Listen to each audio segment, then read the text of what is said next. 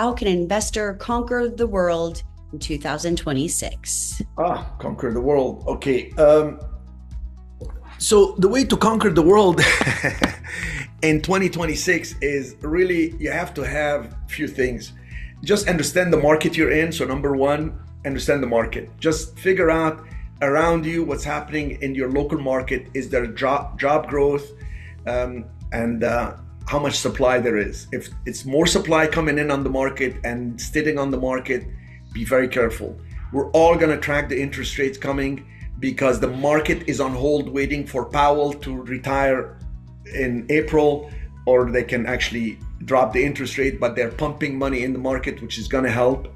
And look for, understand the market, what I call market intelligence, what's going on in the market. Talk to brokers, look what's listed. Number two, do you have capital, and what structures do you want? Do you want to do, like we were talking, HELOCs, home equity line of credit? It's going to be credit line on buildings. Are you going to set up joint ventures? Are you going to set up a real estate fund? Do you have some cash on the side?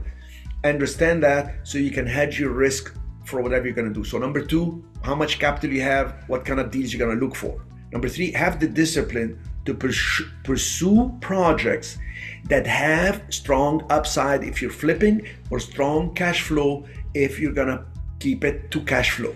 Very important. Deal discipline. I prefer not to do a deal than to go in dark because I think it's going to be good. I think the city is going to cooperate with me, give me the permits right away, etc. So avoid chasing a hype or somebody pretending to be desperate to sell to you when the numbers don't make sense. That's why in our joint venture program, we're very strict on certain guidelines, the corporate guarantee, the formulas of the purchase, the formulas of how everybody's going to get paid, and all this. We don't make mistakes there. We either don't do the deal, or we have a good upside.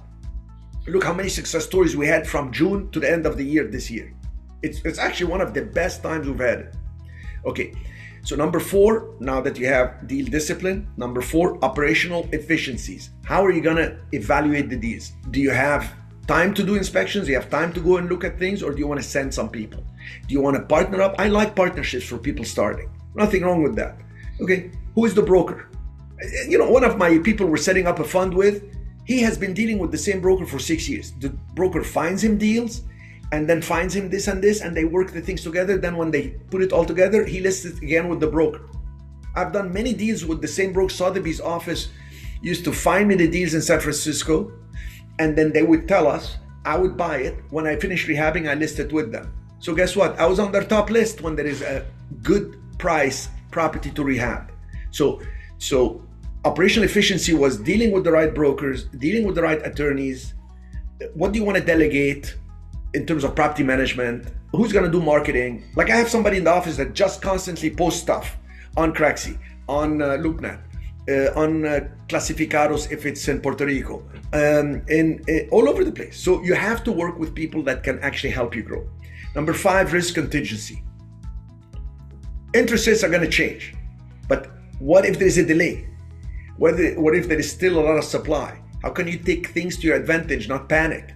A lot of supply, lowball the thing like crazy, because good properties will still sell, but you got to be slightly below market. Always give yourself contingencies.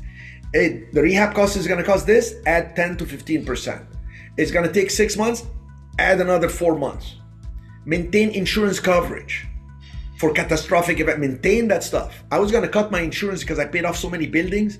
And I said, you know what? I don't need 100% coverage. Hey, how much will I be saving? And long back and forth for a whole week with the insurance company. I found out I'll be saving the whole year on like maybe 72,000 premium I'm paying on that group of properties per year.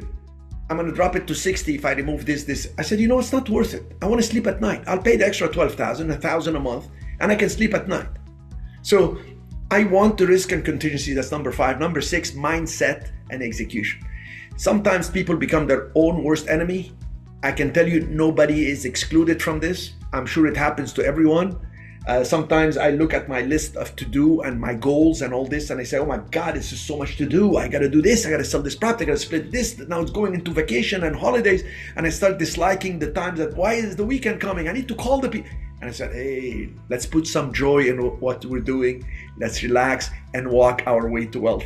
Let the game come to us It's not all about pursuing things. Sometimes the game will come to us if we just take it one step at a time.